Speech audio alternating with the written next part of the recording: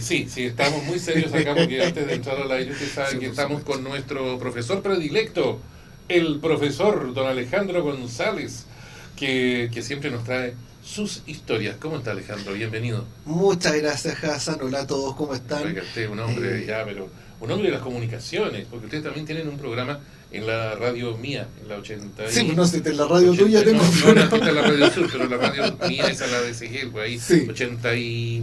89.3. Sí, ¿qué día va ese programa, Alejandro? Los lunes. Los lunes. Mire qué bien. Sí, lunes de 18 horas.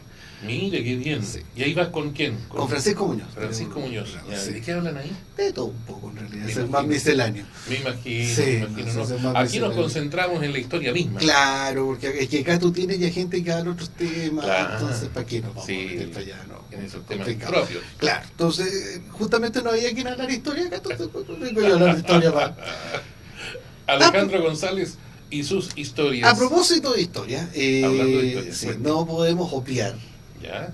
La noticia que salió esta semana sobre... que las papas fritas son chilenas. Exacto. Apuesto que era esa. Son mapuche. Son mapuche, ni siquiera. Claro. Mapuche, pero ni siquiera había Chile en ese tiempo. No, pues, o sea, era el reino de Chile, pero llegaba hasta el Biobío. Claro, y pero había supuestamente un registro en el cautiverio feliz de el maestre de campo Francisco Núñez de Pineda y Bascuñán. ¿Quién es el cautiverio feliz? ¿Quién era el cautivo feliz ahí? Don Francisco Núñez de Pineda y Bascuñán. ¿Y quién era don Francisco Núñez de Pineda? Este es un libro, uno de los primeros libros escritos en Chile, y es justamente el relato de del maestre Núñez de Pineda, que cuenta cuando lo toman prisionero, si mal no me acuerdo, en la batalla de las Cangrejeras, y convive con los mapuches como prisionero, y él cuenta su experiencia, por eso se llama Cautiverio Feliz, porque si bien él era un cautivo, lo trataron muy bien, o sea, ¿cómo que extraño eso? O sea, porque casi siempre los relatos son que lo hacían pebre, claro, que lo machucaban por no sé dónde, que bueno, pero es que ahí este hombre fue feliz de eso. Es que ahí entra el tema de, a ver, mucho de lo que se ha contado es una visión sesgada. No es nazi la cuestión. Claro. Aquí dice, según sus palabras, los indios, aunque bárbaros, saben ser humanos y agradecidos. Sí. Mitch. Y él aprendió mucho y convivió, y después lo soltaron y volvió a vivir en la Capitanía General de Chile y siguió su carrera militar y todo. Él era capitán cuando lo toman prisionero. Y llega a ser maestre de campo. Entonces, y ese relato se ha ido perdiendo un poco, se está retomando en estos tiempos el estudio. Y justamente porque retomaron el estudio del cautiverio feliz, encontraron que había una receta que él relata, donde preparaban papas en bastoncitos, tiradas en aceite. Bueno, en grasa. No me diga. En grasa. O sea, papas fritas. Papas fritas. Que los franceses se habían apropiado. O sea, la pugna internacional era la French fries, como dicen los mismos americanos, y los belgas, que también decían que era de ellos. Mira. Pero resulta que las preparaciones de estas papas fritas se remontarían a fines del siglo XVIII, principios del siglo XIX. Y acá estamos hablando de 1673, cuando se escribe más o menos el Cautiverio Feliz. Un poquito antes. Claro, entonces habría una... Y de hecho, es más, a mayor abundamiento, sí, eso mismo, sería en nacimiento. Más encima. En nacimiento estaría el origen de las papas fritas. De hecho, ya están levantándose voces para proclamar a Nacimiento la capital mundial de las papas fritas. Excelente. Lo que sí pueden reclamar otros países son las papitas chip. Las papas de bolsa, digamos, como las conocemos hoy día. Esas que están como en hojitas, en láminas delgaditas.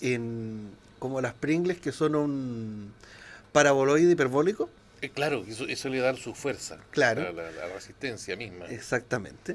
Bueno, esas sí son yanqui. Y la bolsa llena de nitrógeno, dijo el otro. Claro, de hecho... No se le huele. No se le oxide.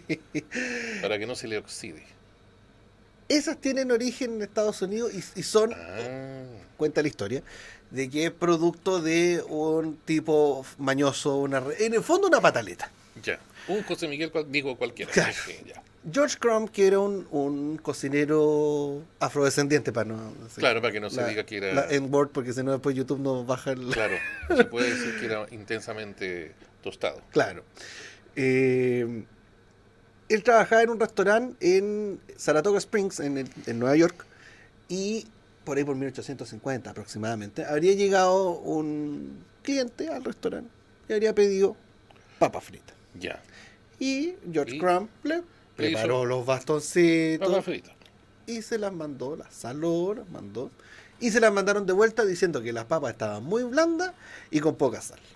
Mira. Entonces picó de nuevo papas más finitas, bastoncitos más finos. Casi los filitos. Los fríos, le echó más sal de la que le echó, los mandó y se las mandaron de vuelta diciendo que las papas todavía estaban muy blandas y que todavía le faltaba sal.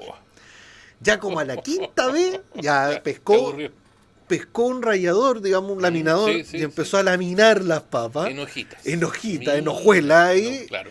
Después las tiró a freír, cosas que quedaran tiesas como palo, y las saló hasta que se aburrió, y las mandó de vuelta. De ninguna forma podía ya decir que le faltaba. Bueno, ahí le mandaron las felicitaciones y que por favor siguieran preparando ese plato, y es el origen de las papitas chinas. Mira tú. Oye, o sea que excelente. De pronto de un cliente descontento o mañoso salen unos descubrimientos ahí, unos avances tecnológicos culinarios fantásticos. Pero no es de eso lo que quería decir. Lo que pasa es que tenía que tocar el tema por la noticia, digamos, claro en sí.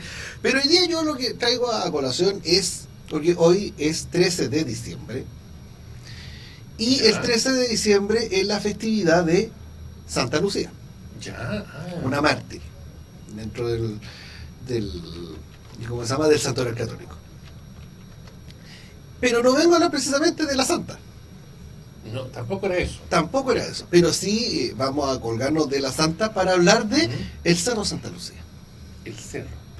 El Cerro Santa Lucía. ¿Por qué se llama Santa Lucía? ¿Y antes tenía otro nombre? A ver, toda la vida se nos enseñó en el colegio que era el Cerro Huelén, que significaba tristeza, desgracia.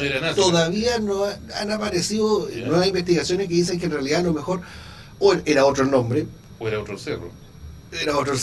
O que Huelén significaba otra cosa. Entonces no se han puesto de acuerdo. De hecho, hay una teoría que dice que tal vez había algún olor por ahí. Digo yo. No. Ya. Mejor. Que habría sido porque cerca de donde está el Cerro Huelén habrían estado los límites de las tierras de Huelenguala, que era un cacique de la dehesa. O sea, era del barrio alto el cacique. Claro, oye, perdóname, Vitacura, Apoquindo, Peñalolén, todos ellos eran caciques. ¿Ya? Y su Huechuraba también, y sus nombres fueron transformándose en nombres de las comunas porque eran las tierras de. Y la dehesa propiamente tal es las tierras de Huelenguala, que después se transforman en la dehesa del rey. Por eso cambia el nombre, por esos sectores se llama la dehesa. Chicureo también era un cacique de la época. Pero el cacique principal de todos ellos era Quilicanta. Ya. Antes de seguir avanzando en ese punto, ¿por qué metemos al Santa Lucía, el cerro, la llegada de los españoles y estos caciques con nombres de sectores pudientes de Gran Santiago? Después de la papa frita. ¿Y qué tiene que ver con hoy día? Bueno, porque el 13 de diciembre de 1540 es cuando llegan los españoles, los 150 españoles de Pedro de Valdivia. Diciembre. Sí. Harto antes. Sí. ¿Y qué hicieron todo ese rato antes? Sí, porque qué genial ahí me encanta. Ahí, a lo mejor tenían un cheque. Porque si usted no lo sabe, la fundación de Santiago propiamente tal es el 12 de febrero de 1541. Pero ellos llegan al Cerro Santa Lucía el 13 de diciembre, por eso le colocan Santa Lucía al cerro, el 13 de diciembre de 1540. Bueno, hoy día se sabe de que eso de que fundaron Santiago es mentira. Porque Santiago no fue fundada propiamente tal, porque Santiago ya existía. ¿Sí? Santiago era un poblado inca, pero ¿qué tienen que ver los incas? Los incas son de Perú. Sí, pero que... Porque el Tahuantinsuyo, las cuatro partes, el camino del Inca, el camino del Inca y la laguna del Inca, que tiene ese color verde por los ojos de la princesa que se había caído. Por eso el color del Inca Cola. No, pero ese era amarillo. Era amarillo verdoso. Claro. Sí. Pero eso puede ser por el plutonio o alguna otra sustancia que lleva el Inca Cola. Siga, por favor. Sí, mejor. Borre lo anterior, si está amable. Por favor. No, lo que pasa es que la extensión del imperio inca abarcaba desde la mitad sur de Colombia hasta el río Maule.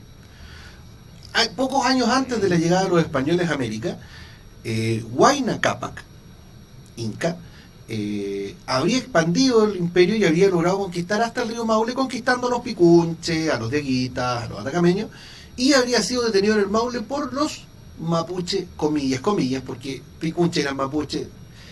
A ver, los mapuches eran todos los habitantes más o menos desde el Choapa hasta el seno del Roncavi. Anda. Todos eran mapuches. Pero se hacía esta diferenciación de picunche, que significaba gente del norte. ¿Qué tipo de che? Claro, che es gente, pueblo. Entonces, picunche eran la gente del norte, huilliche la gente del sur. Ahora, ahí hay que hacer un distingo porque para los picunche que llamamos nosotros, todos eran huilliches, porque todos quedaban al sur de ellos. Y para los huilliches, todos eran picunches, que estaban al norte de ellos. Entonces, se ha ido simplificando en realidad por un tema más pedagógico la separación por zona entre pehuenche, puelche, picunche, huilliche, lafquenche, mire usted, etcétera. Me está haciendo un enredo, pero ya lo voy a hacer redar. Sí, no te preocupes que esto va a quedar en YouTube. Se puede volver atrás. Sí, va a poder. Profesor ahí, usted ahí lo vuelve atrás. El asunto es que hasta los pueblos picunches fueron dominados por los incas, al Maule. Y lo que hoy día conocemos como Santiago fue una especie de capital provincial que tuvieron los incas. O sea, era una ciudad al nivel del Cusco, pero un poco menos rica por la poca presencia de oro en la zona. Claro, digamos que era capital de provincia. Sí. Claro, pero administrativamente estaba al mismo nivel del Cusco. Y era la última capital de provincia del imperio, del Tahuantinsuyo. Mire usted. ¿Cuál es el tema? Que quien mandaba en esta provincia era Quilicanta, secundado por Vitacura, Poquindo, Chicureo, y Huechuraba y otros caciques más. Mire usted. Quilicanta recibe a los enviados o sea, a los conquistadores, digamos, españoles, pero había que esperar órdenes de más arriba. Les habían mandado los chasquis, que eran estos mensajeros que corrían por el camino del Inca, avisando de que venía esta gente para el sur, pero de todas maneras tenía que esperar a que le llegara la orden desde arriba de qué hacemos con ellos, cómo los tratábamos, etcétera, etcétera. Y mientras tanto, los españoles se acampan en este cerro que habría sido el Cerro Huelén. Ya. Que tiene una altura más o menos de 70 metros. No es tan alto como uno pudiese pensar. Pero algo sirve para mirar desde ahí, pues. Sí, exactamente. Justamente, desde ahí es donde Pedro Valdivia se da cuenta que este poblado, que estaba ahí, a sus pies, que contaba con una cancha. La palabra no tiene que ver con jugar a la pelota ni nada. Cancha era el equivalente en los incas a la plaza de armas de los españoles.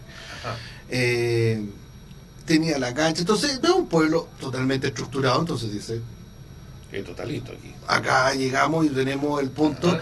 Y lo que buscaba Pedro Valdivia era tener un punto de relevo, de descanso en su expedición, porque él pretendía llegar hasta el Estrecho Magallanes. Su sueño siempre fue incluso necesitaba llegar al Polo Sur. ¿No quería otra cosita? Claro. Entonces él quería expandirse lo más posible y recorrer todo, y obviamente mientras más se expandiera, más grande iba a ser su gobernación. Porque él pretendía ser gobernador. No sabía nada. No sabía nada con lo que usted contó. Era un poquito largo para allá. Claro. Entonces, Pedro Valdivia llega, como digo, a Santiago, pero tiene que esperar en el fondo a que le den el vamos. Tanto Francisco de Pizarro. Por eso es que se demora estos 2 meses, que obviamente lo utiliza para seguir explorando. Se calcula que, porque la expedición de Diego Almagro llega hasta más o menos el río Itata, pero la de Pedro Valdivia en esta primera etapa habría avanzado más o menos como a la altura de Colchagua, una cosa así, ya un poquito antes del Maule. Hasta ahí todo bien. Hasta ahí todo bien. Y como dijimos, como fue el 13 de diciembre que llegaron en el cerro, como la vamos a poner, Santa Lucía, porque estamos en el día de Santa Lucía. ¿Y queda el nombre de Cerro Santa Lucía? Mire usted. Ahora, ¿cuál es el tema? Que a los pies del Santa Lucía, como pasaba gran parte del Valle del Mapocho, se le entregó quintas solares a algunos personajes que tienen nombre de calles, como Bartolomé Blumenthal. Si yo te digo Bartolomé Blumenthal, probablemente no te suene, pero si te digo Bartolomé Flores tampoco, pero si te digo que es el bisabuelo de la Quintrala, yo creo que sí. Por ahí ya entra más claro. Bartolomé Blumenthal significa, o sea, en realidad era Blumen o Blumenthal, no se han puesto de acuerdo los historiadores, pero que significaba en el fondo Bartolomé Flores en alemán. Bartolomaus Blumenthal. Y Él después se casó con una cacica de Talagante, que era doña Elvira, y de ahí de ellos nace Águeda Flores, y Águeda Flores tiene como hija a Catalina Lisperger y Flores, que es la madre de Catalina de los Ríos y Lisperger. ¿Ya? Ese es el linaje que habría hacia abajo. Rodrigo de Araya también recibe solares, instala las primeras viñas que se instalan en Chile. La tradición vitivinícola en Chile viene desde el periodo de la conquista. Pero este cerro va quedando entre medio, digamos, de la población y se transforma en un basurero. Ya se convierte en un verdadero basurero. De hecho, los cuadros que hay del periodo colonial, los pocos cuadros, y de los principios del Chile republicano, es un basurero. Recién durante la Reconquista española, o sea, en pleno proceso independentista, dentro del cerro se instalan 2 castillos. Y tráeme un camión de comillas para la palabra castillo, porque eran baterías de defensa en el fondo de Santiago en altura, en caso de. Por eso es que hay cañones instalados en el Cerro Santa Lucía. Una es la batería Marcó, por Marcó del Pont, que era el gobernador en ese tiempo, Casimiro Marcó del Pont, que después se transforma en el castillo de González, ya que es por un oficial que muere combatiendo en la batalla de Maipú, un oficial patriota, y ese queda hacia el sur del cerro, donde está hoy día la Plaza Caupolicán, y en la parte norte, que todavía existe el torreón, que es el Castillo Hidalgo, que se llama así por Manuel Hidalgo, que es también un capitán patriota que muere en la batalla de Chacabuco, ¿ya? Y se transforman en 2 puntos de defensa, si se quiere, de Santiago, pero el cerro sigue siendo un peladero. De hecho, durante un tiempo en el Cerro Santa Lucía se sepultó a los disidentes. Ah, mira. El primer cementerio de disidentes de Santiago. Disidentes se le llamaba a los cementerios de los no católicos, ¿ya? Claro. El primer cementerio de disidentes de Santiago está en el Cerro Santa Lucía, que sigue siendo este peladero, este basurero. Hay unas fotos, imagínate, del Teatro Municipal de Santiago, que queda a cuadra y media del cerro, donde se aprecia el peñón pelado, antes de que se construyera el paseo. Bueno, también era el lugar donde iban a hacer la cimarra los alumnos del Instituto Nacional y de los colegios emblemáticos, incluso en la época del Colegio Carolino. No sé si ha cambiado mucho. No sé, cosas que no. Y acuden a otras cosas también. Sí, también. En ese tiempo no sé si acudirían a esas cosas, pero sí concurrían los alumnos a hacer la cimarra y a jugar a las pedradas. Ah. A agarrarse a toscazos ahí en las faldas del cerro. Bueno, recién en 1872. Perdón, me estaba saltando algo. El Cerro Santa Lucía, mi querido Hassan Mendoza, fue el observatorio astronómico más importante del sur del mundo desde 1847 en adelante.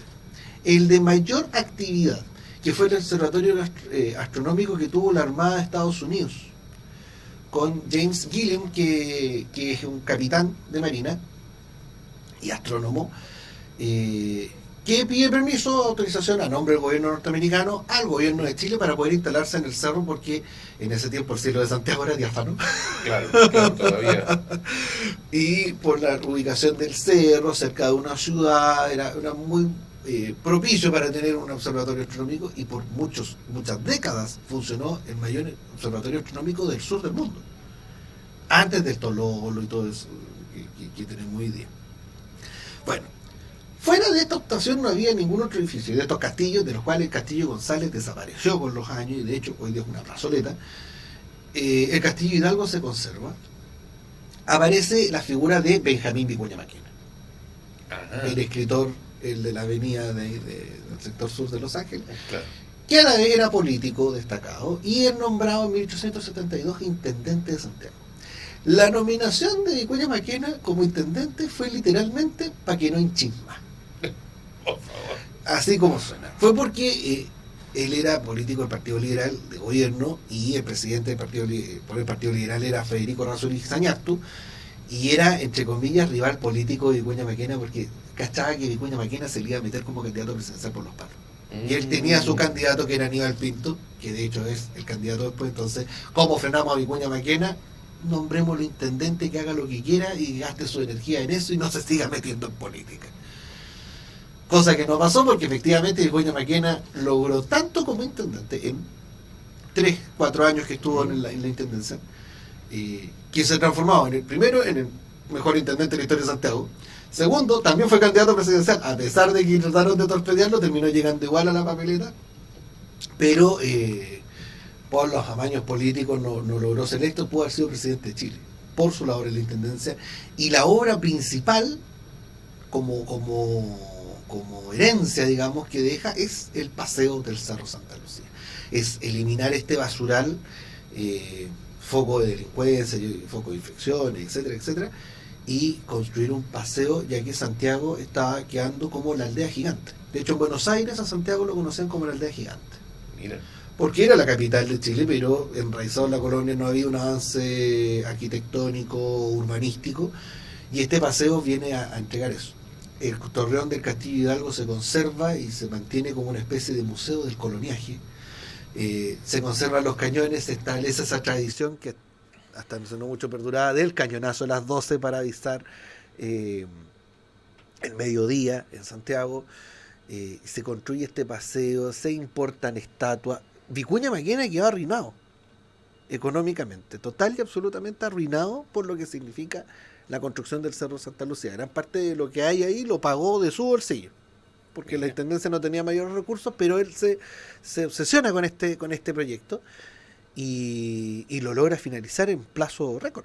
Imagínate que existía en el antiguo Palacio de las Cajas, que es donde está hoy día el Museo Histórico Nacional, que fue el Palacio de Gobierno hasta que en 1846 se establece la moneda como Palacio de Gobierno.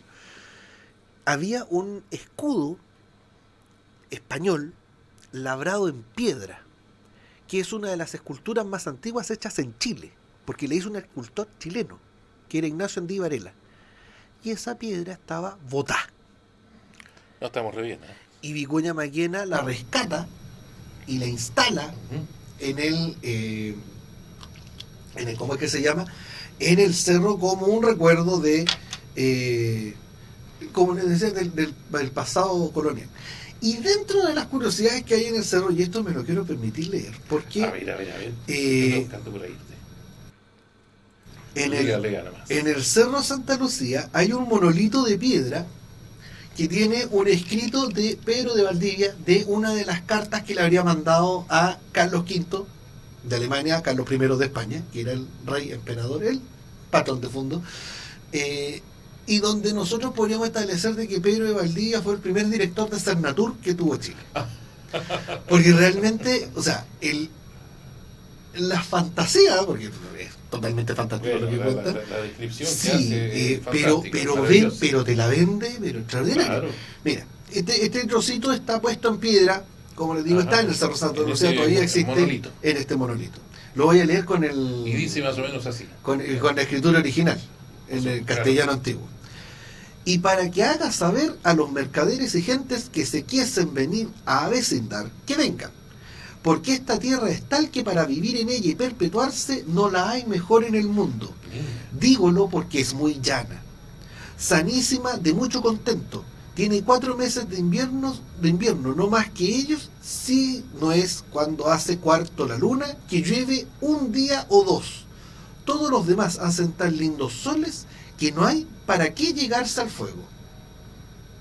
El verano es tan templado y corren tan deleitosos aires que todo el día se puede el hombre andar al sol que no le es importuno. Deleitosos aires, sí, y que no es importuno el sol. Sí. Cosa que, bueno. Bueno. Es la más abundante de pasto y sementeras, y para darse todo género de ganado y plantas, que puede pintar mucha y muy linda madera para hacer casas, infinidad de otra leña, para servicio de ellas, y las minas riquísimas de oro. Toda la tierra está llena de ello, y donde quieran que quisiesen sacarlo, allí hallarán también en qué sembrar y con qué edificar, y agua, leña y hierba para sus ganados, que parece la crió Dios aposta para poderlo tener todo a la mano. Ya. Más mentiroso imposible. Bueno, pero la vende bonito. Y de ¿qué? hecho, justamente estas cartas hacen que en España hay un impulso de la colonización de Chile. A ver, cuando llegan Almagro, cuando llega Pizarro a Perú, ellos vienen buscando oro y plata. Pero de Valdivia, obviamente también, pero además su principal interés es perpetuar su nombre. Entonces, quiere ser gobernador. Y obviamente necesita una colonia próspera. Tiene que ser gobernador de alguien, de y alguna dice, parte. lógico, y él dice, ya, acá no tenemos riqueza, no tenemos oro y plata. Por eso Almagro viene, mira y se va, porque se da cuenta que no tiene las riquezas que tienen en Perú y se devuelve, ¿no? Pero Valdivia dice, no, porque sigue siendo un territorio para su católica majestad y hay que colonizarlo, pero para eso hay que echar colonos. Entonces redacta estas cartas. Si tiene la posibilidad de buscar las cartas completas y leerlas, léasela porque es extraordinario. Como digo, el primer director de Senatur que tenemos, y eficiente, porque efectivamente viene una pequeña, pero viene una cantidad de gente a colonizar Chile. Y de hecho, llega un momento en que la colonia se transforma en la colonia más cara por la guerra de Arauco. Pero así todos los españoles insisten en mantenerla, o sea, no, se resisten a perderla. Por eso es que hay un libro que se llama El Flandes Indiano. Así como Flandes le costaba tanto a los españoles, que era un pedazo de tierra, pero que le costó sangre, sudor y lágrimas, en el caso de América era Chile, el Flandes Indiano. Entonces, todo esto que está hoy día en el Cerro Santa Lucía, usted puede ir, recorrerlo, es un paseo precioso.